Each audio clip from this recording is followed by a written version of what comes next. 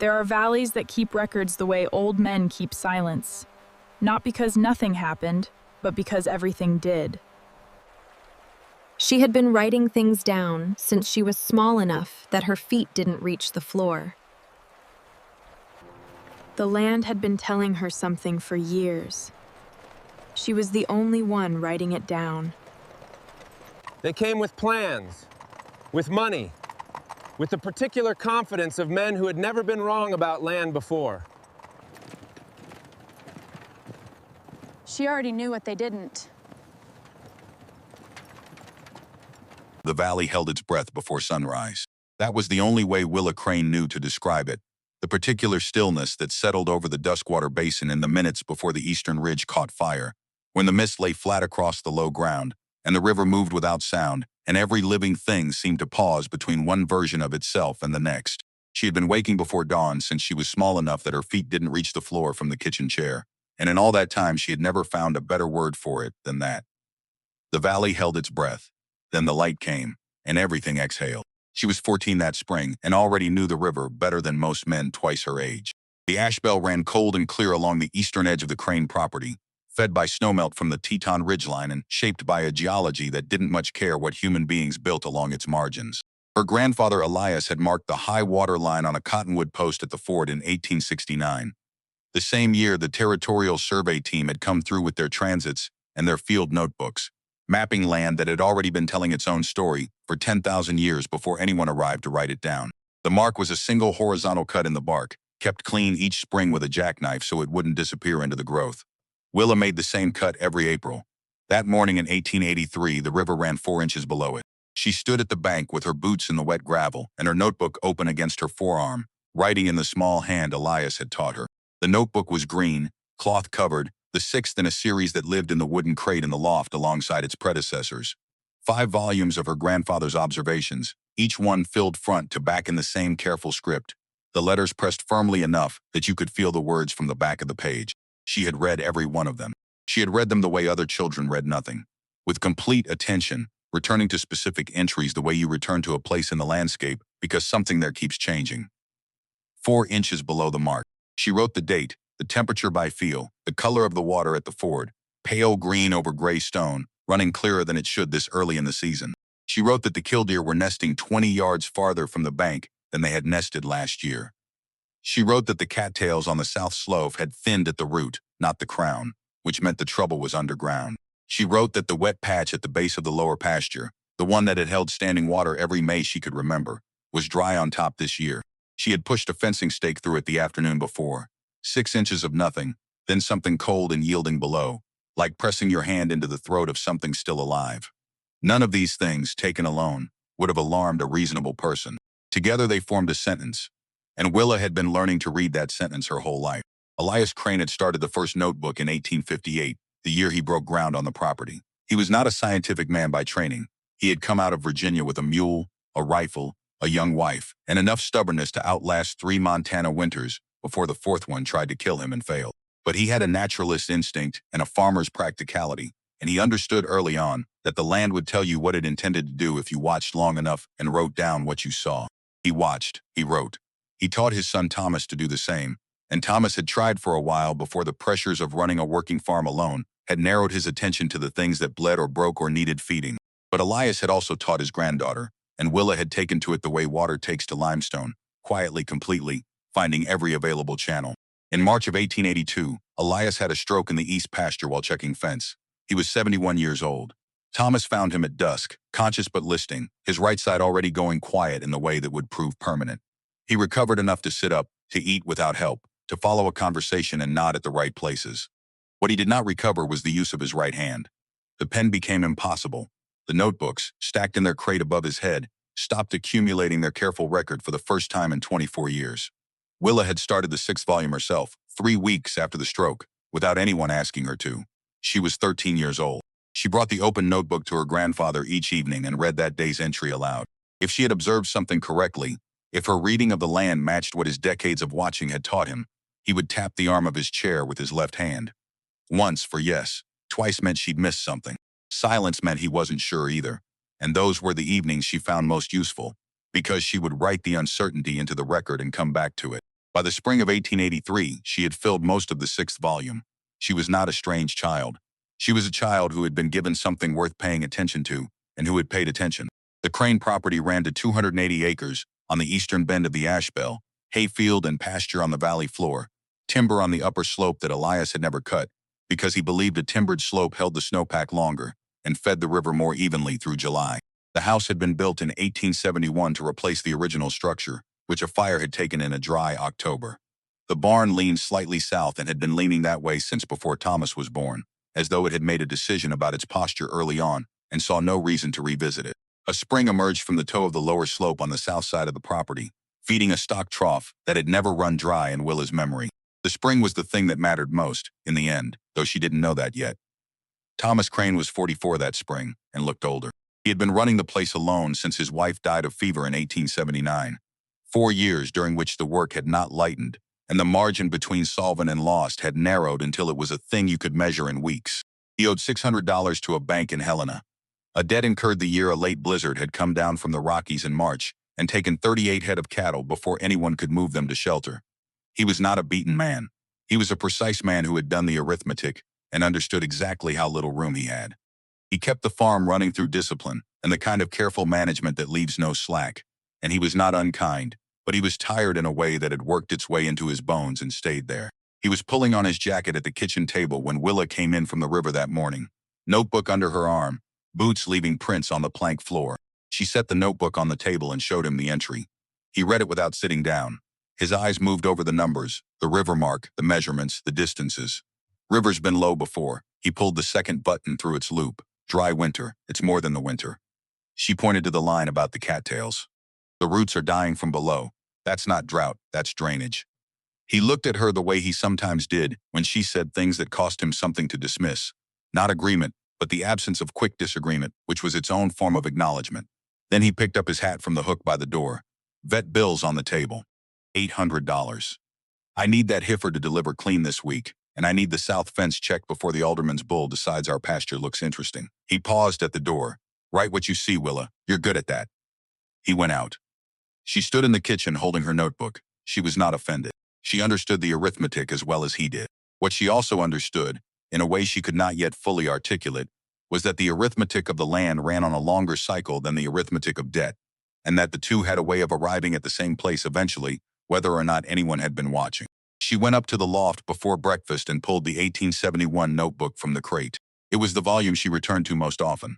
The spine had been reinforced with a strip of saddle leather at some point, stitched with a needle and wax thread, and the pages near the middle were swollen with old moisture that had dried and puckered the paper without destroying the ink. She opened it to May. The entry she wanted was on the 14th. Elias's hand was smaller that year than in the later volumes, tighter, as though he was still learning how much space his observations would eventually need. Bottom field flooded again. Third time in 11 years. Old channel running. Cattle won't go near South Trough. Below that, a sketch not precise but clearly intentional, showing the curve of the valley floor and a dotted line running through the lower portion from northwest to southeast in a long, lazy S. She had seen this sketch before, had traced it with her finger more than once. She took the notebook downstairs and propped it open on the kitchen table beside her own. She set them side by side. The dotted line in Elias's sketch and the wet patch she had marked in her own entry that morning sat in the same relationship to the barn in the spring as 2 points on the same curve. She ate her breakfast standing up, looking at the two notebooks. That evening, she read her morning entry to Elias on the back porch. He sat in the chair Thomas had built for him after the stroke, wider than a standard chair to account for the way his body had shifted its center of gravity, and he listened with his eyes half closed against the late light coming off the ridge. When she got to the part about the wet patch, he opened his eyes and looked at her. When she finished, she turned the 1871 notebook around and held the May sketch toward him. He looked at it for a moment. Then he lifted his left hand, slowly, the way he did everything now, and drew a curve in the air above the sketch. Starting at the northwest corner of the property, swinging through the bottom, curving down toward where the spring came out of the slope. A long S, just as he had drawn it in 1871. She took out her own notebook and copied the gesture as a line. He watched her draw it. When she was done, he tapped the arm of his chair once. She drew a small X where the wet patch was. He tapped again. She drew another X where the south trough sat, at the base of the spring. He tapped a third time and then let his hand rest. That night she dated the page and wrote beneath the sketch, "Old channel confirmed by observation. Runs NW to SE through Lower Valley, curves south toward Spring Outlet." Does not run straight. Curves. She underlined the last word. The column of Pacific Meridian Land and Timber Company wagons rolled up the Duskwater Road on a Tuesday morning in late April, with a surveyor's rig on a flatbed and a black closed carriage behind them that didn't belong on a gravel road and knew it. They pulled to a stop at the fence line where the Crane property ended and the old shot land began. 5,000 acres. The Shots had sold the previous autumn after the last son died of consumption in a Denver sanatorium, and the two daughters who remained had decided, sensibly, from a distance, that neither of them intended to come back to Montana territory. Pacific Meridian Land and Timber Company had purchased the parcel outright through its commercial division. The word at the feed store in Choteau was that the company had plans to build a processing facility and transit depot to connect with the Montana Central Rail line being extended westward. Long-term hold, significant investment, the kind of project that changes a valley. Willa watched the wagons from the kitchen window while she rinsed her cereal bowl. The lead wagon had a company crest on its door panel, a stylized timber frame with the letters PMLTC beneath it in block type. 3 men had climbed down and were standing at the corner post where the shot fence met the county road, one of them holding a sheaf of paper, gesturing toward the slope that ran down from the timber into the valley bottom. The slope where the ground went soft in May. The slope where Elias had marked the old channel's path 12 years ago in a notebook that now sat in a crate above her head. Thomas was already out in the yard. He watched the wagons the way he watched weather, not with alarm, but with the careful attention of someone trying to determine what kind of trouble was arriving and at what speed. Pacific Meridian, he said when she came out. They bought the shot place in November. All of it? All 5,000. He didn't look at her. They're building some kind of facility, processing and transit. The rail line's coming through the north end of the valley next year. A pause. It's their land, Willa. They can do what they like with it. She looked at the men standing at the corner post. One of them, a woman, she could see now, blonde hair pulled back under a practical hat, wearing boots that were new and not yet broken to the work, was pointing toward the lower valley, pointing at the bottom ground. Willa went inside and got her notebook. She met them at the fence line the following Thursday. She had been walking the south perimeter the way she did every week, checking for breaks in the wire, looking at the ground where the old shot cattle had once crossed in the afternoons. The group had grown. 4 men and the woman, gathered around a folding table they'd set up on the shot side of the fence with a roll of plans held flat by river stones pulled from the Ashbell. A surveyor's tripod stood 30 feet behind them, its yellow legs sunk into the soft ground of the valley floor. The woman saw her first and raised a hand in greeting. Her name was Mrs. Hadley Voss, and she was project manager for Pacific Meridian's Montana operations. She was perhaps 38, with the kind of competence that showed itself in small efficiencies. The way she moved around the table without looking at her feet. The way she introduced herself and the man beside her in a single breath, without making it feel rushed. The man was Silas Pruitt, Director of Commercial Development, 52, with a wool vest bearing the company crest and the bearing of someone accustomed to rooms in which his opinion settled matters. Willa introduced herself, gave her age and her property without being asked, and looked at the plans on the table. Upside down, she could make out the general layout. A long rectangular building positioned on the valley floor near the river, a staging yard above it, 2 additional structures labeled in phases climbing the slope toward the timber. You're putting the main building down there. She nodded toward the bottom. Voss glanced at the plans. The processing facility, yes. We need proximity to the rail spur, and the survey shows the ground is solid through the bottom corridor. Willa considered her words. Her grandfather had told her once that you got one chance to be heard by people who weren't listening, and that the chance lasted about as long as the first sentence. If the first sentence was wrong, there wouldn't be a second one that mattered. The river doesn't stay where you think it does. She let that sit for a moment. It moved twice in my grandfather's lifetime. There's an old channel buried under that bottom ground. You can see where it runs in dry years. The grass comes in different, darker, in a long curve from the northwest corner down toward our spring. The ground is soft a long way down, and it doesn't run straight. It curves. Pruitt looked up from his own set of plans. He was not dismissive. That was the thing that was hard to explain later, the thing that made it hurt in a specific way. He was courteous. He was the particular kind of courteous that adults deploy toward children when the children have said something that is not quite ignorant enough to ignore and not quite informed enough to act on. We get you technical survey scheduled for next week, he said. Mr. Garrett out of Helena. Licensed firm, excellent record. They'll drill test pits across the full footprint. A pause, and in the pause, the courtesy. We appreciate the local knowledge, genuinely. The pits won't be in the right places. She said it without heat, because heat would have confirmed what he already believed about her. The channel curves. If your grid runs straight, it'll land on either side of the channel without crossing it. Pruitt smiled. It was a real smile, not unkind. Mr. Garrett has cited projects along a dozen river corridors in the territory. The bank wouldn't have signed off on the survey design otherwise. There was nothing else useful to say. She put her hands in her jacket pockets and walked back along the fence. And behind her she heard Voss say something quiet, and one of the younger men laughed. Not at her, not exactly, just the small release of laughter that happens when something is sufficiently harmless. When a concern has been acknowledged and set aside and there is relief in the setting. She did not look back. That evening she opened the 1883 notebook to a fresh page and drew the grid she had seen in Pruitt's plans. Then she drew beneath it the curve of the old channel as she understood it from Elias's sketch, and from the wet patch, and from the darker grass, and from the line her grandfather had traced in the air above the May sketch. She laid one drawing over the other in her mind, the way you might hold two pieces of glass to the light. The grid points fell on either shoulder of the channel, every single one. The center of the channel, the deep part, the part that would matter, ran through the spaces between the drill points like water through a hand. She wrote, if Garrett drills on their grid, he will miss it. Not because he is careless, because the grid is straight and the channel is not. She sat for a while looking at what she had written. Then she added, I may be wrong about some things. I am not wrong about this. She closed the notebook and went to read to Elias. Mr. Garrett arrived on a Thursday with a drilling rig pulled by a 4-horse team. He was a compact, weathered man in his mid-40s, with a sun-darkened neck and hands that had spent 30 years holding equipment in wind. He set up on the high ground first, walking the upper slope with a compass, and the grid coordinates the architects had sent from their offices, placing flags at each drill point with the efficiency of a man who had done this enough times to stop wondering whether the ground had opinions. The samples from the upper slope came up dry and firm. Good dense till, some clay, occasional cobble from old glacial outwash. Garrett moved methodically down the slope, pulling cores every 200 feet along the north-south lines of the grid. When he reached the valley bottom, the process continued without variation. Brown silt, some clay, river bottom stone. At each point he drilled to 12 feet, which was the depth specified in the contract. At each point the core came up consistent. At 11 feet firm ground. Willa watched from the fence line on Friday morning. She did not approach the worksite or speak to Garrett or any of his crew. She watched the flags. She marked their positions in her notebook relative to the barn, the spring, the corner post where the shot fence met the county road. She drew the grid as it was being laid in practice. Then she drew the channel curve underneath it. The drill points fell on either side, just as she had predicted. The channel's deepest section, the buried S-curve, the soft, fast ground, the thing that mattered, ran clean between them. Garrett's rig was missing it laterally by 20 feet at the north end, 30 feet in the middle where the curve ran hardest, 18 feet at the south. Not because of carelessness.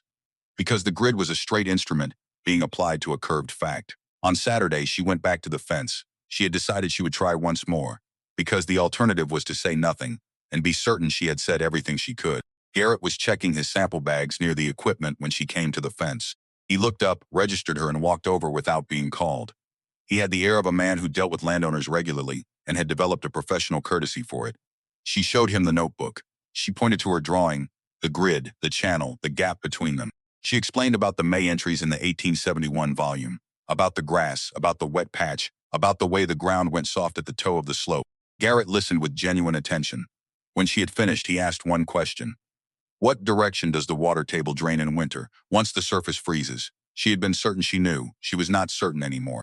The moment she opened her mouth, she felt the uncertainty arrive in her chest, like cold water. The specific sensation of reaching for something you thought was there and finding your hand closing on air.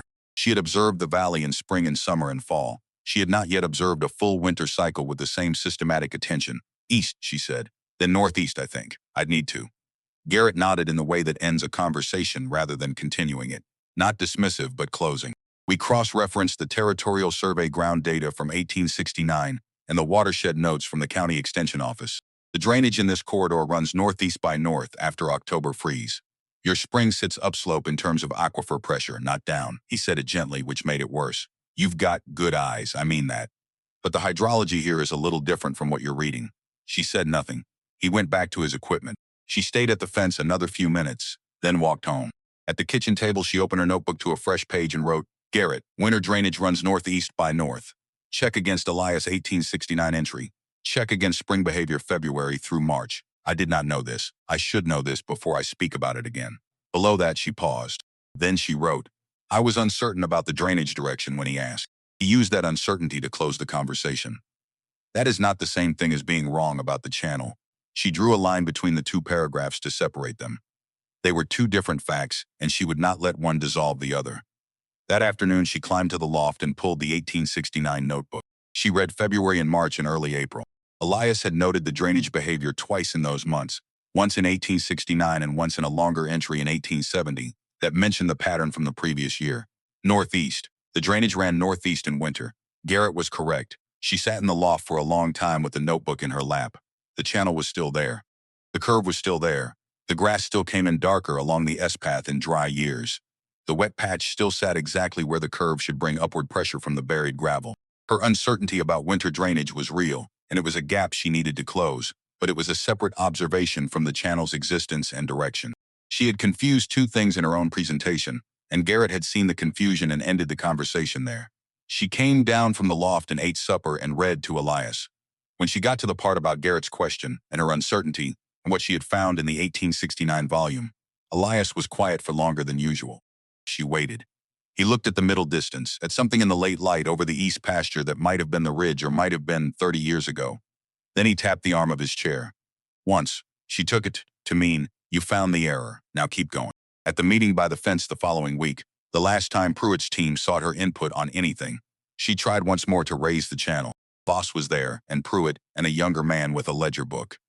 Willa said what she had said before, in fewer words this time, because she had stripped the uncertainty about drainage from her account and was saying only what she was sure of. Pruitt listened.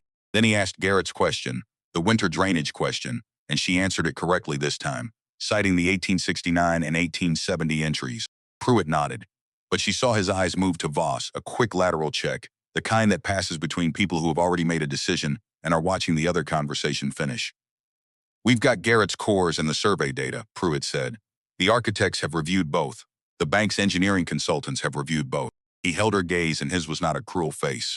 It was the face of someone who had built things in many places and had learned, over many projects, which inputs to wait and which to thank and set aside. "You're a careful observer. That's a real thing. But we're working from certified geotechnical data, and it says the bottom corridor is sound." She nodded. She had said what she could say. She put her hands in her pockets and turned back toward the fence, and this time she didn't wait to hear what was said behind her. Construction was approved and scheduled for June. Thomas heard the news at the feed store and came home with it the same evening, setting it down at the supper table with the same tone he used for weather reports, informational, unavoidable. He watched Willa's face when he said it. "You told them," he said, not a question, in April, at the fence. He was quiet for a moment. He cut his meat in careful strokes. "You told Garrett too?" "Last week." Another pause. He put down his fork and looked at the window, at the darkness coming in from the east. "I went over there yesterday. Talked to Pruitt about leasing the north section of the shot land for summer grazing, something to put against the Helena note." She waited. He was polite about it. Thomas picked up his fork again. He said the company needed full operational control of the parcel until the facility was operational, maybe after. The way he said maybe told her everything about what Pruitt's politeness had actually cost him. She did not say anything, because there was nothing useful to say. Her father had tried to solve his problem through the same people who had declined to solve hers, and he had gotten the same courteous dismissal. She cleared the table and washed the dishes and went to sit with Elias on the back porch until the stars came out. "They're going to build it," she told him. She wasn't reading from the notebook. This was just talking, on the channel. Garrett's cores looked fine because his grid missed the deep part. "They're going to pour foundation stone on the worst ground in the valley, and they're going to find out next year, or the year after that. The ground doesn't stay where they put it." She paused. "I can't make them listen." Elias turned his head toward her in the dark. She could see the white of his collar and the outline of his hat and not much else. "I know." She answered the question he hadn't asked. "I'll keep writing it down." He tapped the chair arm once. The crickets filled the silence after it. She opened her notebook on her knee and dated the page in the dark by feel, then held it toward the light from the kitchen window to write. She wrote about the conversation with Pruitt, about her father's visit, about the way the channel's existence didn't change, simply because no one with a license had confirmed it yet. She wrote about the distinction between being unheard and being wrong. She wrote carefully, the way Elias had taught her, without anger distorting the observation. At the bottom of the page she wrote, "I may be wrong about some things. I am not wrong about the channel." It was the kind of sentence that held its shape no matter how many times the world pushed against it. The graders arrived in the first week of June, a team of 6 draft horses, pulling heavy blades that peeled the topsoil from the building footprint in long, clean strips and pushed it into berms along the eastern edge of the site. The sound of it carried across the Crane property on still mornings. The groan of earth moving against its inclination, the shout of the grade boss calling adjustments, the particular percussion of rock meeting blade.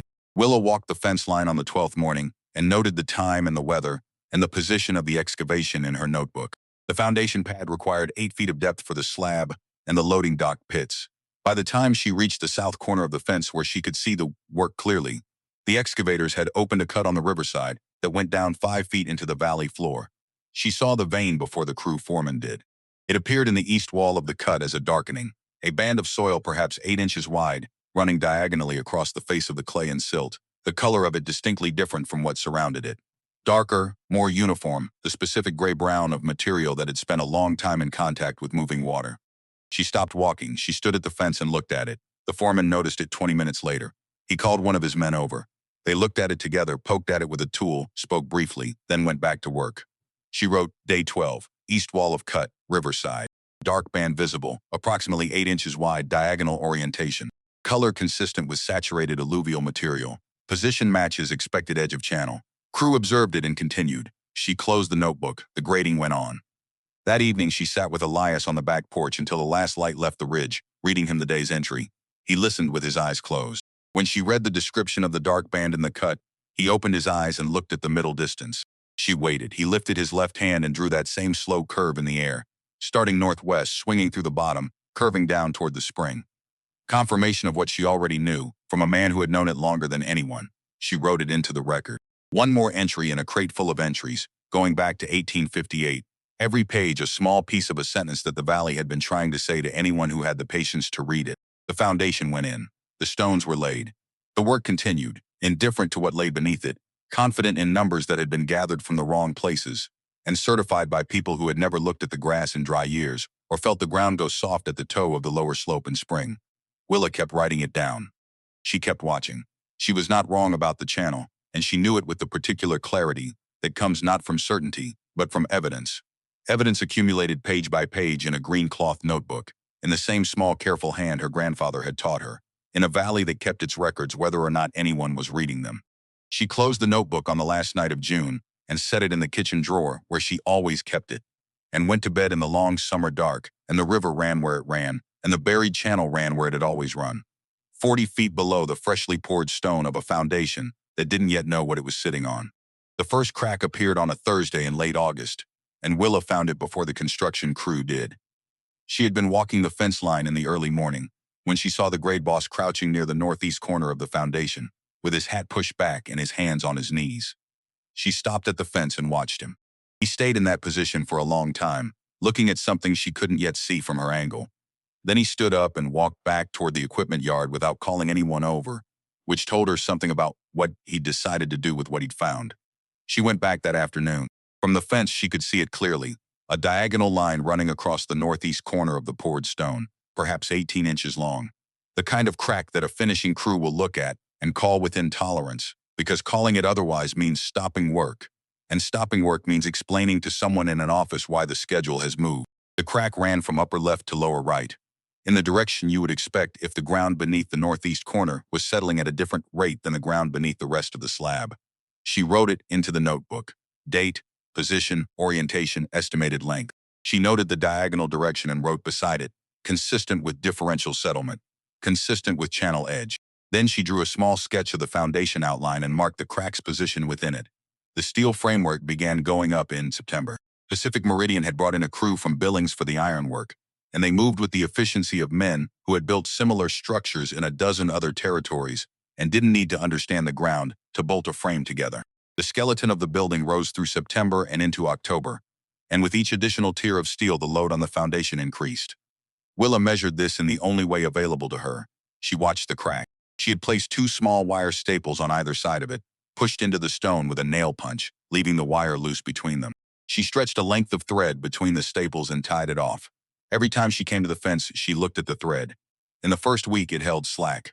By the second week, it was taut. By the third week of September, it had snapped. She replaced it and measured the gap between the staples with a stick she had notched for the purpose. 1/4 inch, she wrote it down. She came back the following week, 3/8. The week after that, just under a 1/2 inch. And 2 new cracks had appeared on the south face of the foundation, running parallel to the first, each one shorter but oriented identically. Upper left to lower right, all on the riverside of the building, all pointing in the same direction a fault would point if the underlying material was moving slowly toward the channel. 3 cracks, same orientation, same side, same direction as the buried S-curve in the notebook she'd been keeping since she was 13 years old. She did not go to the fence and call out to anyone. She had used her chances in April and again in June, and both times she had been heard in the way that produces no result. What she did instead was what Elias had always done. She wrote it down, and she waited, and she trusted that the ground would eventually say what she had been saying for months, in a language that required no notebook and no permission. On the first Friday of October, Garrett came back. She saw his rig from the kitchen window at breakfast. He had brought 2 men and a hand drill and a fresh set of core tubes, and he spent the morning walking the foundation perimeter with the methodical care of a man who has been sent to find a specific thing and is hoping not to find it.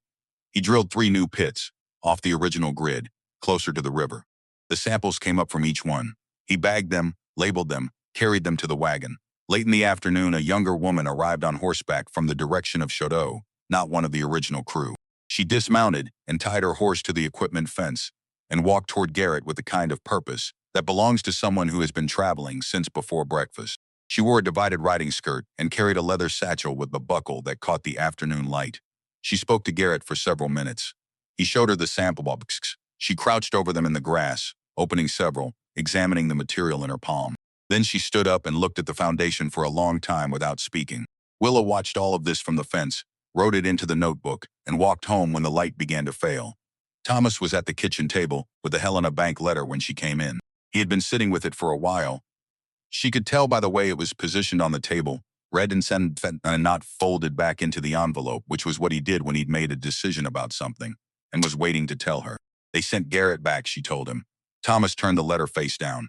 I saw. There was a woman with him in the afternoon. I didn't know her. He was quiet. Outside, the wind was picking up from the northwest, carrying the smell of cold and distance, the first real suggestion of the season to come. Vet says the heifer's going to pull through.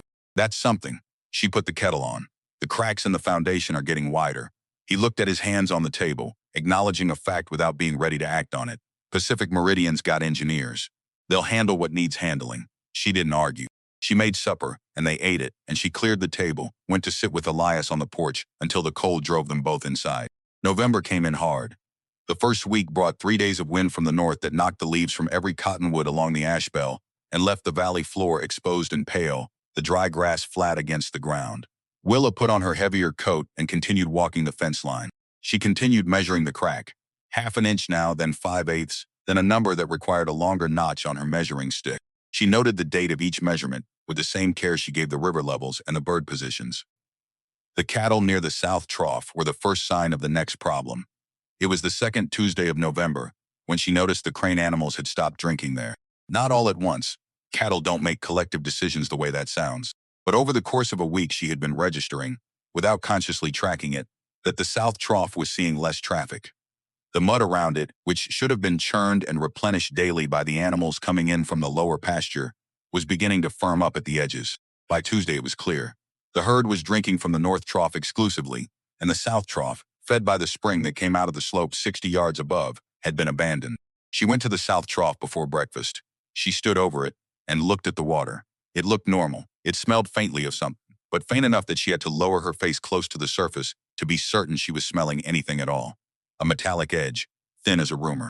The kind of thing that might be nothing, or might be the first sentence of a very long statement.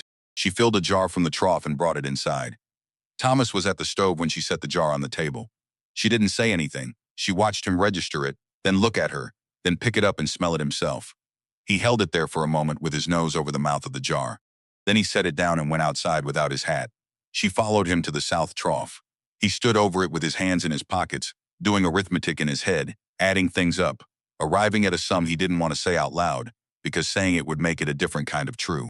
He dipped a finger in and touched it to his tongue, and immediately stepped back and spat into the grass. The sound of it, that single sharp expulsion, was the loudest thing in the valley. He stood there for a long moment, looking at the spring outlet above the trough, where the water came out of the slope in a steady seep that had never in Willa's life varied more than a trickle either side of its usual rate. The water was still running. The quantity was the same. But something in its path, something between where it emerged from the ground and where it had always come from, had changed. He turned to her. His face carried an expression she didn't have a name for, not the specific exhaustion she was used to, but something older and more fundamental, the look of a man who has been careful for years and has just been handed evidence that carefulness has limits. You told them, he said. Not an accusation, a statement of record, in April, at the fence. He nodded once slowly and kept nodding past the point where he was agreeing with anything she'd said, until the motion became something he was doing for its own sake, to give himself time to think. His jaw worked for a moment. Then, quietly, he said, my daughter told them. The words went somewhere private and stayed there. She gave him the time he needed. The morning was going gray overhead, the clouds coming in from the northwest in a long, flat sheet that promised snow before the week was out. The spring kept running, the same as always. The water in the trough kept its metallic secret. I'll write to Helena, Thomas said finally. The Territorial Land Office. They need to know what's in the water. She had her notebook. She opened it and wrote the date and the time and what they had both observed, and then she wrote what Thomas had just decided to do. She wrote it all in the same careful hand, without underlining, without emphasis, just the facts in order as they had arrived. Thomas watched her write. He'd watched her do this for 2 years, and had not, until this moment, understood it the way Elias had always understood it, not as a child's habit or a farmer's affectation, but as a form of discipline that the land eventually rewarded. He watched the pen move and said nothing. She added one final line to the entry, South Spring water unfit. Cattle will not drink. Source of contamination, upstream. Date of first observation, today. But the channel has been there since before any of us.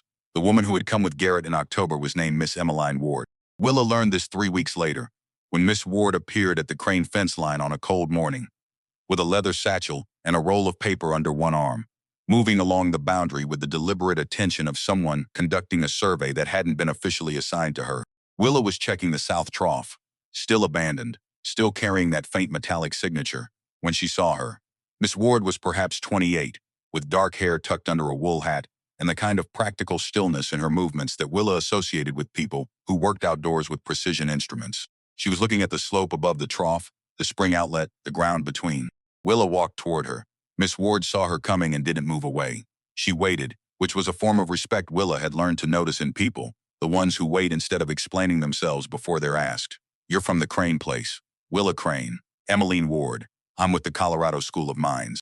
Pacific Meridian hired me to look at the foundation problem. A pause in which she seemed to be deciding how much to say. I'm also looking at some things they didn't specifically hire me to look at.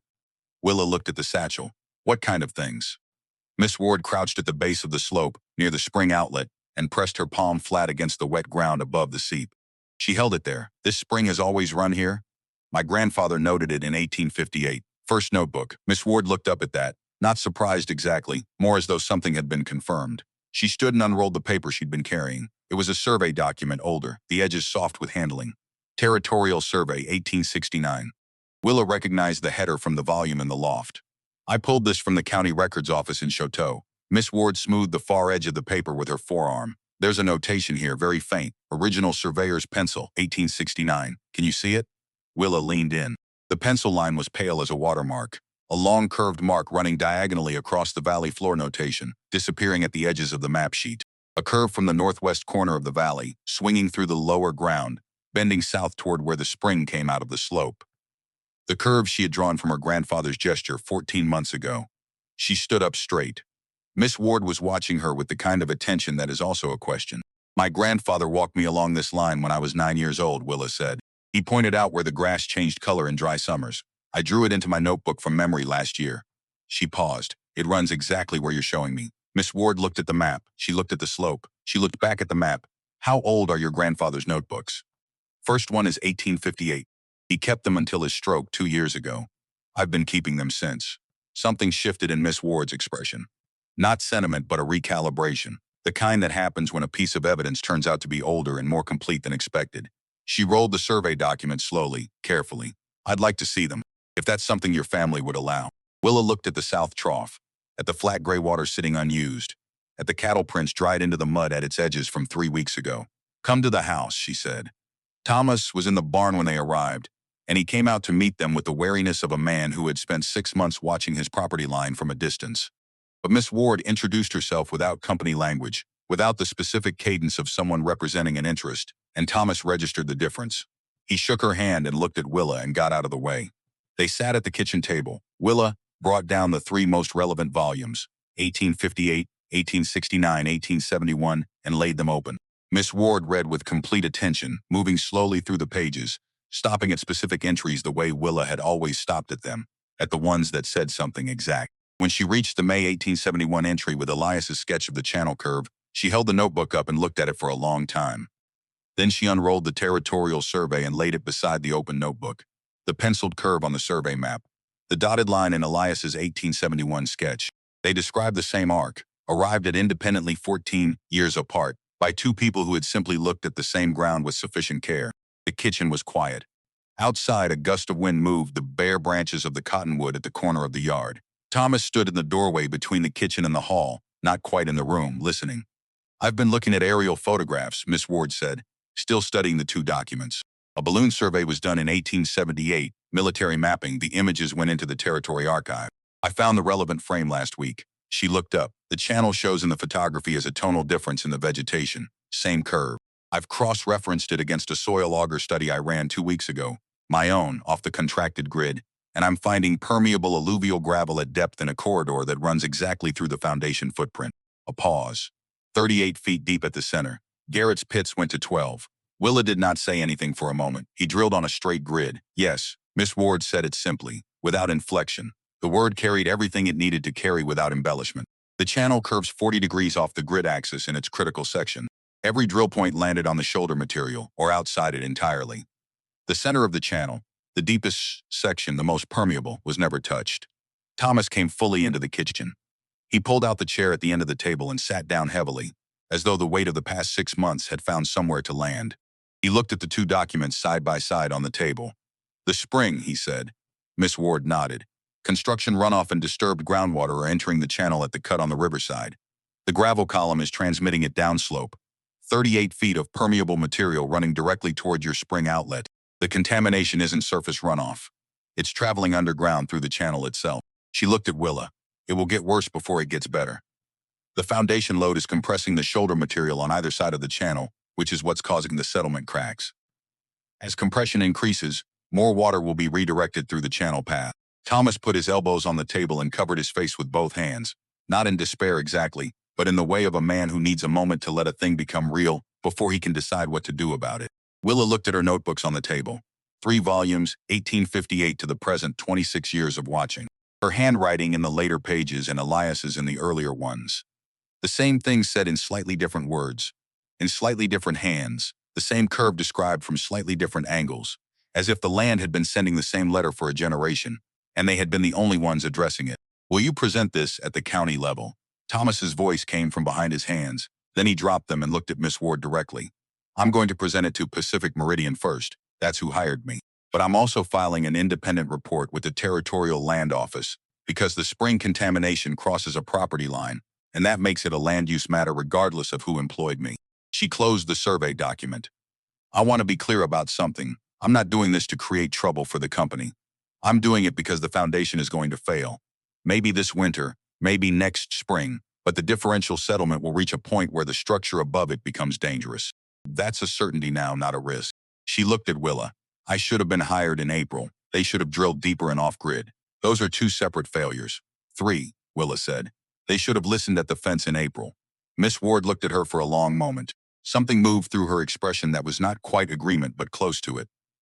The specific acknowledgement of a woman who has spent years in a field where her observations were received with the same calibrating courtesy that Garrett had extended to a 14-year-old girl at a fence line in Montana Territory. "Yes," she said. 3. The December meeting was held at Commissioner Aldis's office in Choteau on a Thursday morning, and the temperature had dropped to single digits, and the road in from the Crane property had frozen into the kind of ruts that require a driver's full attention.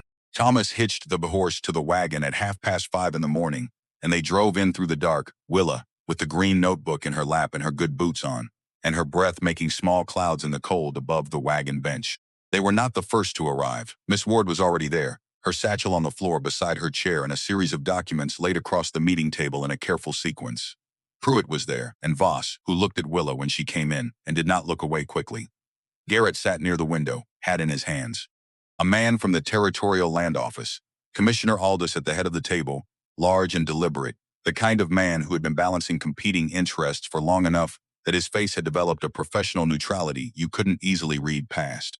A lawyer for Pacific Meridian, young and thin, who had been making notes on a pad since before anyone arrived, and who would continue making notes throughout the meeting without ever contributing a spoken word. Thomas and Willa sat on one side of the table, Willa put her notebook on the table in front of her. She did not open it yet. Miss Ward presented her findings without theater, in the plain sequential language of a technical document brought to life.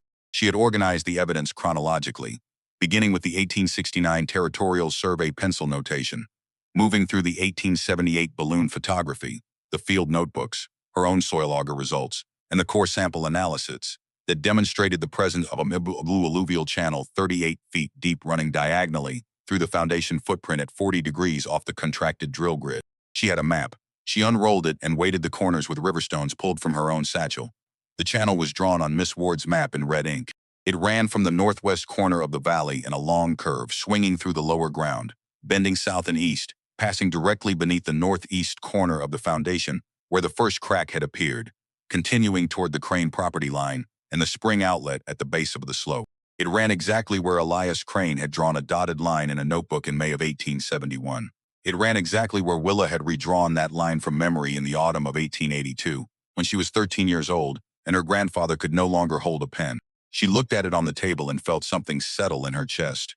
Not satisfaction, because the spring was still contaminated and the foundation was still cracking, and none of the events that had made this moment necessary had been good ones. What she felt was simpler and more structural than satisfaction. The alignment of things. The way a door sounds when it finally closes into a frame that was built for it. Commissioner Aldous looked at the map for a long time. Then he looked at the room. Pruitt cleared his throat. Before we proceed to next steps, I want to ask a straightforward question. He looked at Miss Ward, then at Garrett, then at the middle of the table.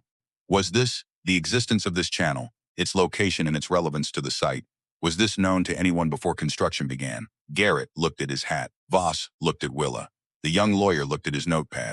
Thomas Crane put both hands flat on the table, and the sound of his palms on the wood was quiet but entirely deliberate, and every person in the room looked at him.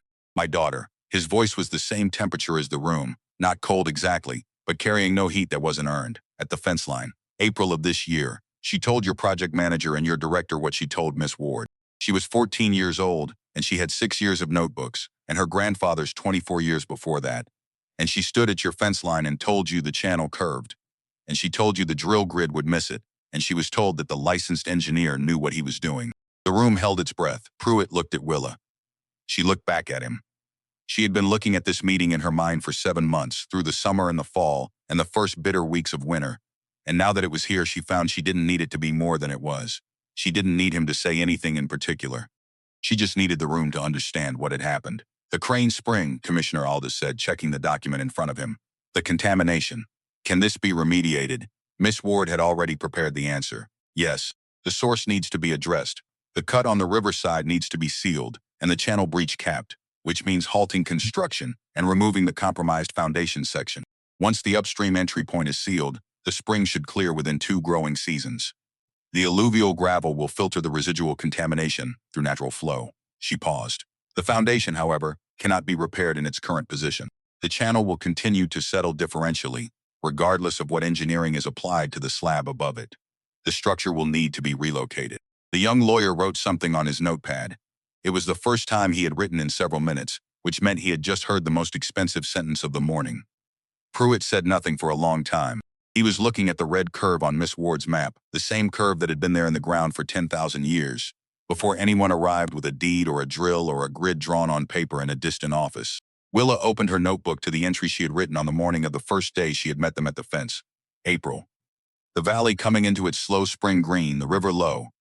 The killdeer in the wrong places. The ground telling its long story to anyone who had learned how to hear it. She did not read the entry aloud. She did not need to. She closed the notebook over her thumb and held it in her lap, and waited for the room to finish saying what it had to say. The formal notice from the Territorial Land Office came the following week, delivered to the Pacific Meridian site office by a writer from Choteau. Construction was suspended pending a full hydrological assessment.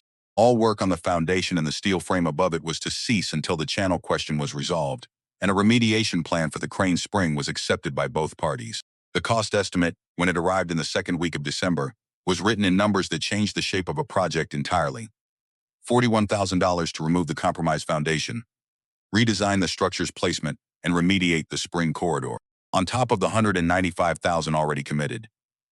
Willa heard these numbers from Thomas, who heard them from the feed store man in Choteau, who had heard them from the clerk at the county commissioner's office. The territory moved information the way water moved through alluvial gravel, underground, along the path of least resistance, arriving at unexpected places. She wrote the numbers into the notebook without comment. Numbers were data. She had learned from Elias that data didn't require your opinion to be accurate. Thomas came home from Choteau on the day the suspension notice was delivered in a different state than she had seen him in for months. Not happy. The spring was still bad, the debt still owed, the cattle still avoiding the South Trough, but lighter in some way she couldn't immediately name. He sat down at the kitchen table and looked at the Helena Bank letter, which he'd been keeping face down for 3 weeks, and turned it over and read it again. Then he looked at Willa across the table. "When you went to the fence in April," he said, "and told them about the channel, she waited. I told you it wasn't our land. I told you they could do what they liked with it." He set the letter down. "I was wrong about that. Not about the land, but about whether it mattered." He turned the letter face down again, which was his way of setting something aside that he'd finished with. "It mattered. What you knew mattered. And I didn't back you up when I should have." This was not an apology in the formal sense. Thomas Crane was not a man who organized his regrets into ceremonies. But it was true, and it was said plainly, and Willa understood it as the most he could give and took it accordingly. She reached across the table and opened her notebook to the page she had written the night of the first meeting at the fence. "I may be wrong about some things. I am not wrong about the channel." She turned it so he could read it. He kept his eyes on the page for longer than it took to read 11 words. "No," he said finally, "you weren't wrong about the channel." She closed the notebook. Outside, the temperature had dropped again with the darkness, and the Ashbell moved under a skin of thin ice along its edges, and the spring at the base of the slope kept running with its quiet, contaminated secret. And the cracked foundation of a building that should never have been placed where it was placed sat cooling in the Montana winter beneath a steel skeleton that the weather would have all season to work on. She went to read to Elias. He was in his chair with his eyes already open, which meant he had been waiting for her. She sat on the low stool she kept beside his chair and opened the notebook and began at the beginning of the day. The drive in, the cold, the sound of Thomas's hands on the table, Pruitt's question, her father's answer. When she read her father's words aloud, "My daughter," at the fence line, April of this year, she felt Elias's hand move. Not the gestured arc of the channel, not the single tap of confirmation, something different. He put his left hand over hers where she held the notebook. Just for a moment, light as paper, she kept reading. The valley held what it held, and she added her voice to the record, and the winter came down from the ridge and settled over the Duskwater Basin like something that had been there all along, waiting for the right moment to make itself known. January came in with its teeth showing. The road from the Crane property to Choteau had been drifted over twice in the first 2 weeks of the new year, and Thomas had spent 3 mornings clearing it with the grain shovel before the cold decided to relent enough to let the surface harden into something a wagon could cross. The Ashbell ran slow and black between its ice margins. The South Trough stayed empty. The cattle had long since accepted the northern water source as the only reliable one, and the south end of the lower pasture had developed a quality of stillness that Willa associated with things that had been given up on. The letter from Pacific Meridian arrived on a Wednesday in the 3rd week of January. Thomas brought it in from the road box and set it on the kitchen table without opening it, the way he did with correspondence that had the power to change things. Willa looked at it while she was putting on her coat. The envelope was heavy stock, the address written by a clerk's efficient hand. Thomas opened it with the jackknife he kept in his vest pocket. He read it standing at the table. When he finished, he read it again, which was not something he did with letters that contained ordinary news. "They want to meet," he said, "next Thursday. Commissioner's office again." He set the letter on the table. "They're bringing someone from the regional office, a man named Fenn." She took the letter and read it herself. The language was formal but not adversarial. The company was requesting a second conference to discuss remediation planning and site reconfiguration in light of the hydrological findings. Mr. Aldous Fenn, Vice President of Regional Development, would be attending from the St. Louis office. Miss Ward was requested to be present. The Crane family was specifically invited to participate. Specifically invited. She read those 2 words twice. "They didn't invite us the first time," Thomas said. "Aldous told them we had a right to be there. This time they're asking." She folded the letter along its original creases. "That's different." He took it back and put it in the drawer where he kept important documents, beneath the deed and the insurance papers and Elias's original land grant certificate from 1857. "It is," he said. "Whether it means anything is a separate question." She went out to do the morning checks. The cold was the kind that made each breath visible for longer than seemed natural, the exhaled air hanging in front of her face like something that had decided to linger. She walked the fence line, checked the North Trough, looked at the South Spring, still running, still carrying its faint contamination. She went to the construction site fence and looked at the building. The steel frame stood against the white sky in its unfinished state, cladding on the south and west faces, open on the north, the interior flooring not yet placed. The northeast corner of the foundation had developed a visible lean, slight perhaps a degree and a half, the kind of deviation that wouldn't register to a casual observer, but was unmistakable once you knew where to look. The stone course at the base of the northeast wall showed a horizontal separation, the upper section having shifted a fraction of an inch toward the river relative to the lower, as though the ground beneath it was pulling one part of the structure toward a different destination than the other parts were willing to follow. She drew it in her notebook, measured what she could from the fence line, dated the entry. Then she went home and began preparing for Thursday. The snow that fell Wednesday night was dry and light, the kind that rearranges itself with every shift in the wind, and by Thursday morning the road had drifted again in the low section near the creek crossing. Thomas had the wagon ready at 5, and they left in the dark with a lantern hung from the front bow. The horse knew the road and managed the drifts without difficulty, and the cold was quiet, and the sky was beginning to show a thin gray brightness in the east by the time they reached the Chateau Road. Willa had her notebook. She had also, at the last minute, brought the 3 oldest Elias volumes in a canvas bag. She wasn't sure why until they were already on the road, and then she understood. She wasn't bringing them as evidence. She was bringing them because they belonged there. Because this was the thing Elias had spent 24 years building without knowing exactly what it was for, and it had turned out to be for this. The commissioner's office was warm. Someone had stoked the stove well before the meeting, and the room held a dense, close heat after the open cold outside. Willa took off her wool hat and put it on the bench beside her canvas bag. Thomas hung his coat on the hook by the door. Miss Ward was already there, standing near the window with her satchel on the floor. She gave Willa a single nod when they came in, the kind that meant more than it took up space. Pruitt was present, beside Voss, and both of them looked different from the December meeting. In December, they had looked like people managing a problem. Today, they looked like people who understood what the problem was. The man from St. Louis arrived 7 minutes after the Cranes, coming in from the cold with the directness of someone whose time is accounted for, but who doesn't use that as a way of making other people feel small. He was perhaps 50, with the build of a man who had worked outdoors earlier in his life and was now mostly indoors, but hadn't lost the physical ease of the first period. His name was Aldous Fenn. He carried his own case and set it on the table himself, rather than handing it to anyone. He looked at the room. His gaze moved to the Cranes and he crossed to them before sitting down. He put his hand out to Thomas, who shook it. Then Fenn looked at Willa. Miss Crane. He shook her hand with the same directness he'd given her father. I've read Miss Ward's report and reviewed the site documentation. I wanted to meet you before we started. She looked at him. Why? The corner of his mouth moved. Because the report makes clear that this conversation should have started with you last April. He held her gaze for a moment. I wanted you to know that I understand that before we begin. He sat down. She sat down. Thomas sat beside her. She put the canvas bag on the floor between her feet and the green notebook on the table. Fenn opened his case and took out a roll of papers. New site plans, different from anything she had seen in April. He didn't unroll them yet. He looked at the room, at each person in it. Miss Ward's report is conclusive, he said. There is no version of a hydrological rebuttal that the company can make because the evidence is not ambiguous. The channel exists. Its depth and extent were not captured by the contracted survey. The foundation of the processing facility is positioned on the most structurally compromised ground on the parcel. He paused. The question before us today is not whether the company made an error.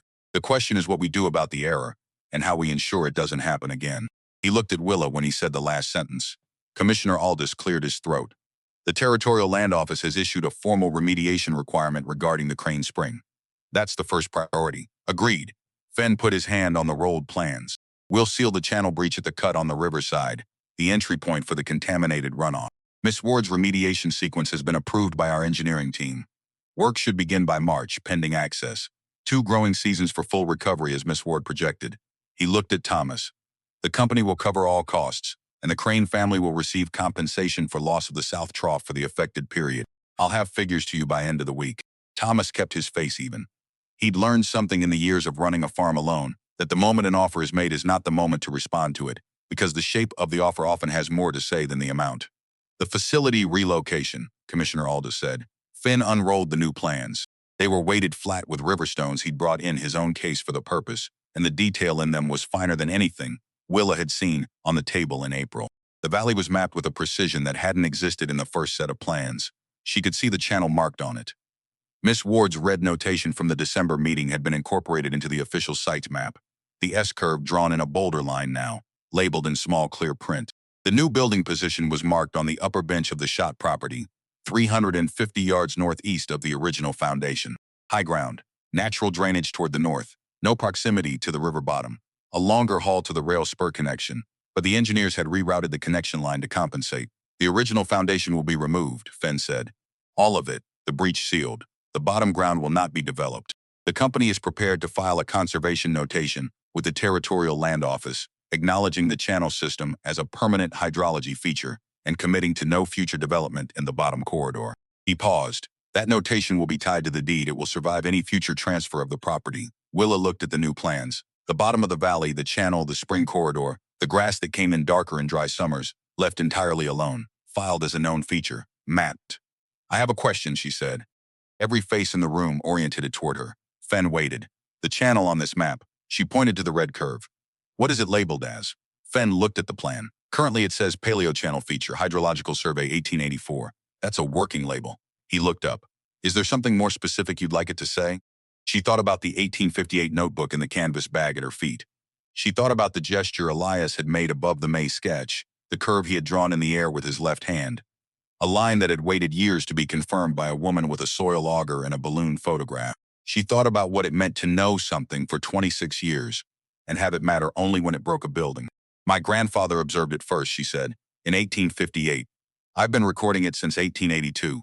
Fenn wrote something on the margin of his copy of the plan, wrote it without theater, the way you write something down when you're going to act on it rather than discuss it further. We'll use the family name. It's the right attribution. Pruitt had been quiet for most of the meeting. He was a different man from the December version, and the December version had already been different from the April one. The three Pruitts, the courteous one at the fence, the cornered one in December, this one, described a direction of travel that Willa understood without needing to name it. He waited until the new plans had been discussed in their specifics, the timeline confirmed, the legal language of the conservation notation agreed on in principle. When the others began gathering their papers, he stayed. He sat at the table while the room thinned out. Thomas was at the door talking to Commissioner Aldous about the compensation timeline. Miss Ward was rolling her own copy of the new plans. Voss had stepped out into the cold. The young lawyer had closed his notepad for the first time all morning. Pruitt looked at the green notebook, still sitting on the table in front of Willa. How long have you kept that? She looked at it too. Since I was 13. My grandfather's stroke was in March of 1882. I started this volume 3 weeks after. He turned the question over before asking the next one. And the ones before it, how far back? His first notebook is 1858. She put her hand on the canvas bag. I brought them today. He didn't ask to see them. He looked at the bag for a moment, then looked away, toward the window where the cold light of the January morning came in flat and even. We should have asked you, he said, in April, when you came to the fence the first time. It was not an apology. She had expected an apology, had anticipated the form of it and the way she would receive it, and what he had offered instead was something more precise. A factual statement about a failure, stated plainly without the self-protective architecture of regret. She looked at him. Yes, she said. You should have. He kept looking at the window.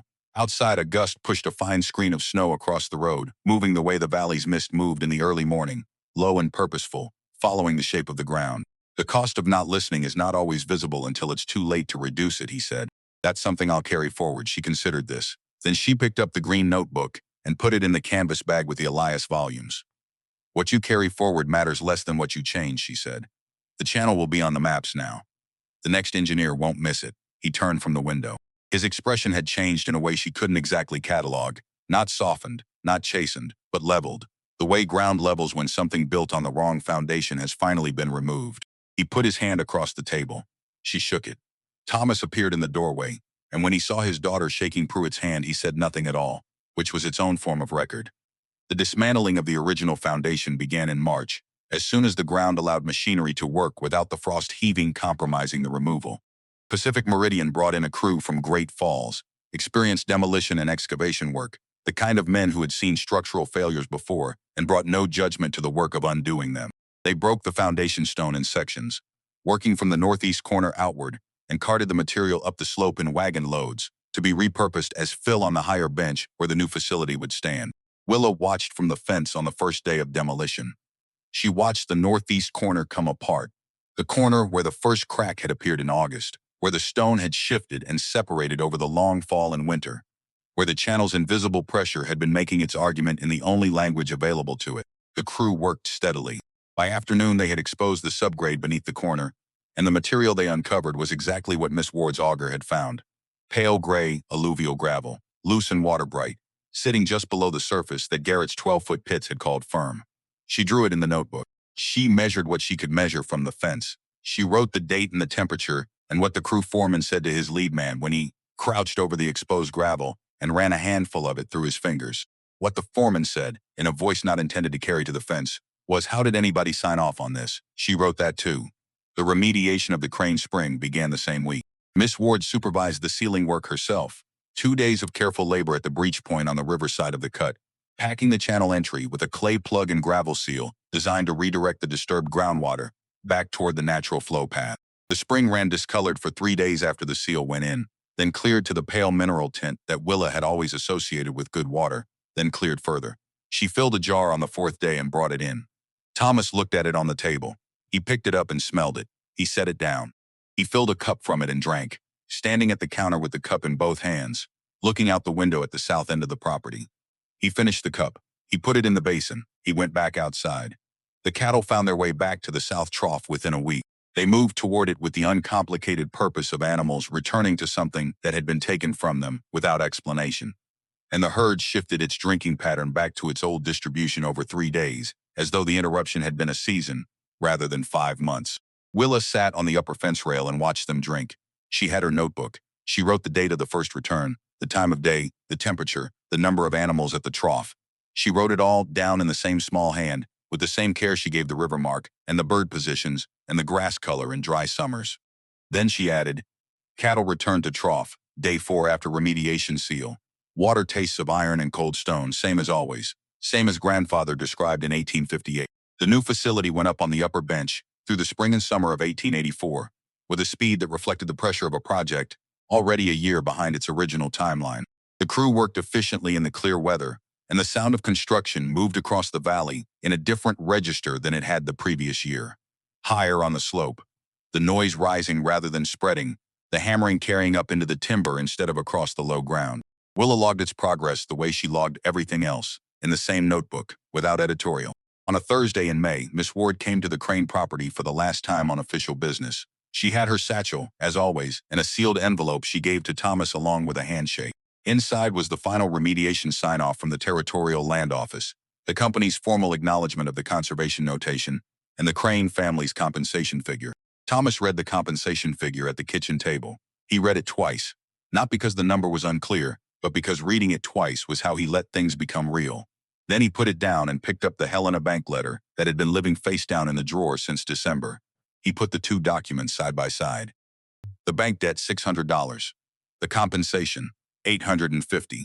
He looked at the difference, $250, the first financial margin he had held in 4 years.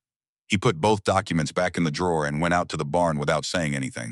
But when he came back in at noon, something had changed in the set of his shoulders that Willa recognized as the physical relief of a weight redistributed, rather than simply set down.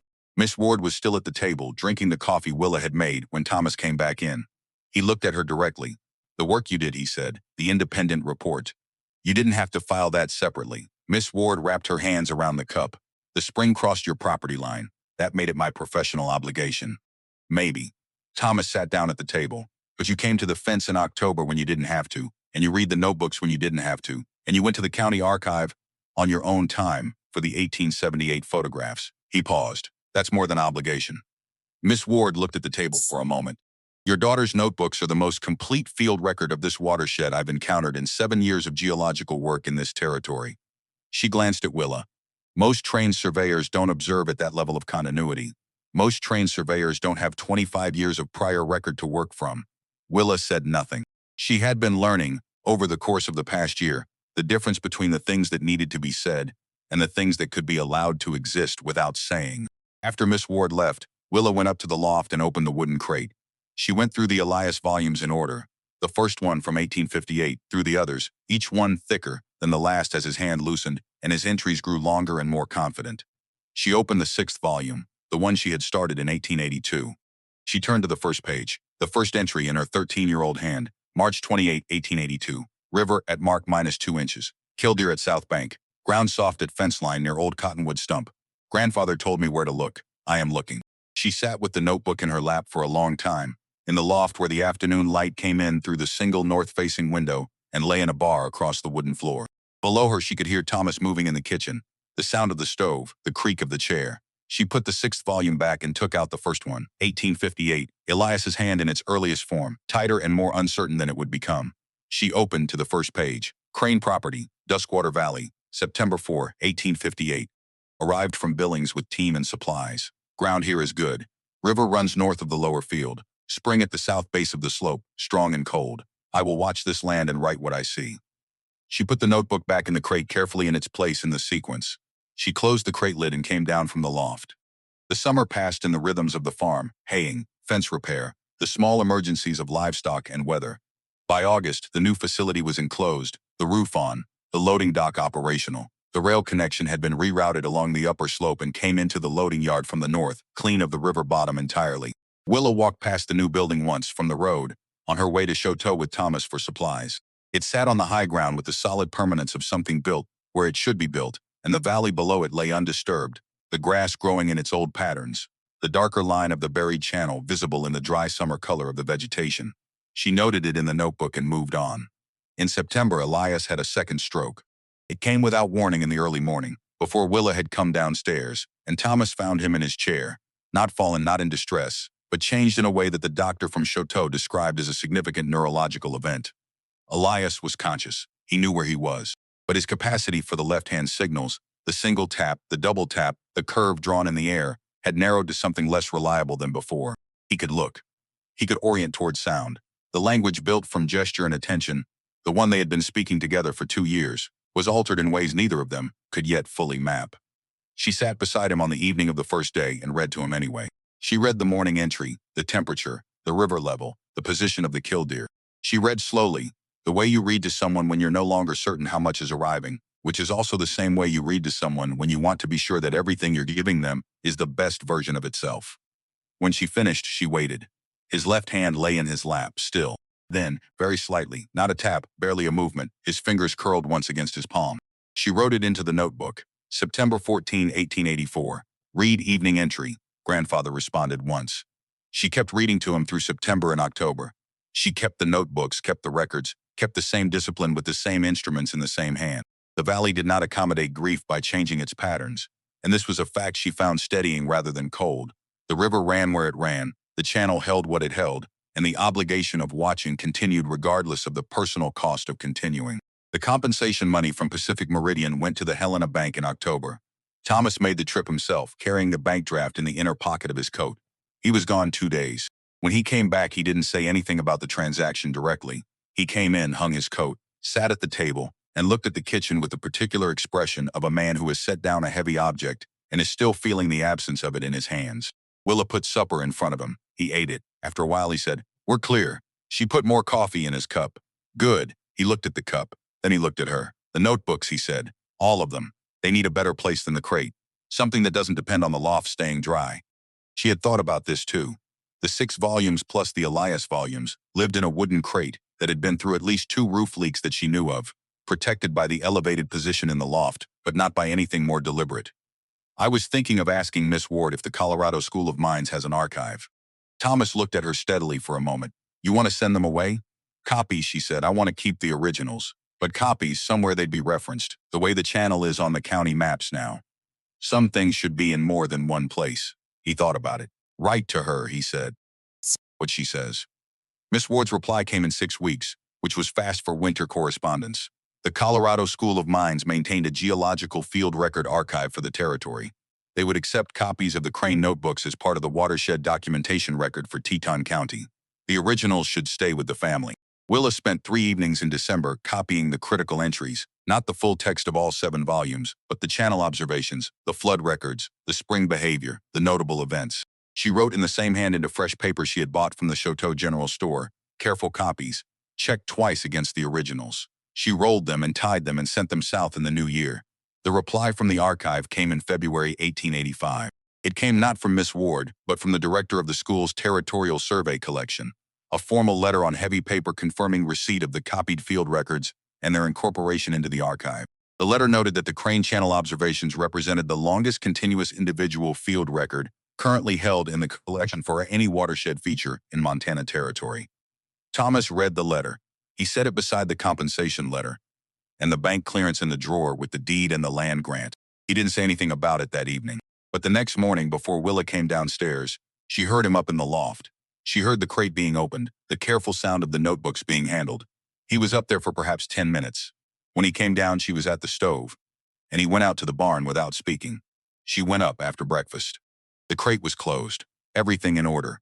But he had put a new piece of oilcloth over the top of the notebooks inside the crate, tucked in at the corners, and he had moved the crate itself to the shelf he'd built along the east wall, rather than leaving it on the floor, out of reach of any water that might come through the boards. She came back down. She picked up her notebook from the kitchen drawer. She dated the page. The envelope from Pacific Meridian's regional office in St. Louis arrived on a Friday in the last week of March 1885. Willa recognized the handwriting on the outside. Fenn's clerk, the same hand as the January invitation. She brought it in from the road box and set it on the table and looked at it without opening it, the way Thomas had taught her by example. Thomas opened it when he came in from the south fence. Inside was a single folded sheet, and inside the sheet was a smaller rolled document, tied with a ribbon in the company's colors. Thomas unfolded the sheet and read it. His face moved through something she couldn't categorize, not in any of the ways she had learned to read it over the years. He handed it to her without speaking. The letter was from Fenn. It confirmed that the Duskwater Valley site plan had been finalized and registered with the Territorial Land Office as of March 15, 1885. The conservation notation was now part of the permanent land record. The channel feature had been formally designated and labeled in the official site documentation.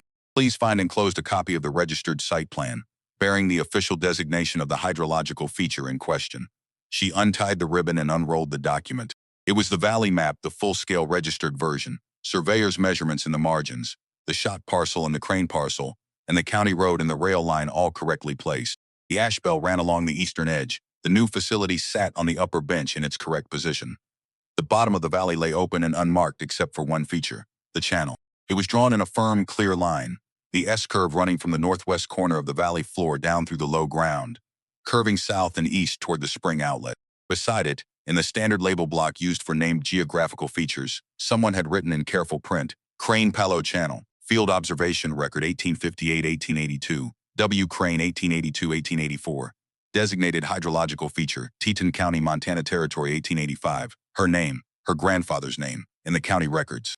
On a document that would survive any transfer of any deed, that would outlast every person in the room in January, that would be there when the next engineer arrived with a grid and a drill, so that the grid could be set correctly, and the drill could go to the right depth, and the channel would not have to break another building to make itself known.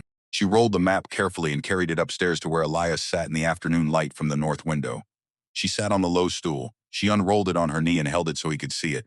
She read him the label, all of it, his name first, then hers. He was quiet for a long time after she finished. The afternoon light moved on the floor. Somewhere outside a killdeer called twice, the specific stuttering cry they made at the water's edge, and then was quiet. Elias's left hand moved. It moved the way it had moved in September. Not a full gesture, not the old tap, but the fingers curling once against his palm, then again.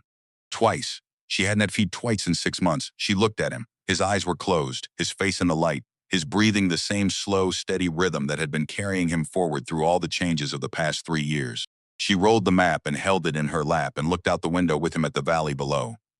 At the bottom ground lying open in the early spring light, the grass just beginning to show its first uncertain green.